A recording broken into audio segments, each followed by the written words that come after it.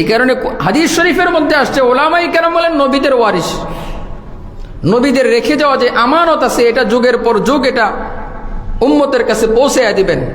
নবীজি বলেন আমি তোমাদের কাছে জিজ্ঞেস করলেন খলিফাগণ কারা হবেন, সাহাবায়ে কেরাম জিজ্ঞেস করলেন প্রতিনিধি কারা হবেন। নবীজি বললেন তাদের কাজ হবে এটা, আমি যেমন তোমাদেরকে বায়াতবদ্ধ করেছি তারাও সেম ভাবে পরবর্তীদের কাছে বায়াতের হক আদায় করবে, এইভাবে চলতে থাকবে।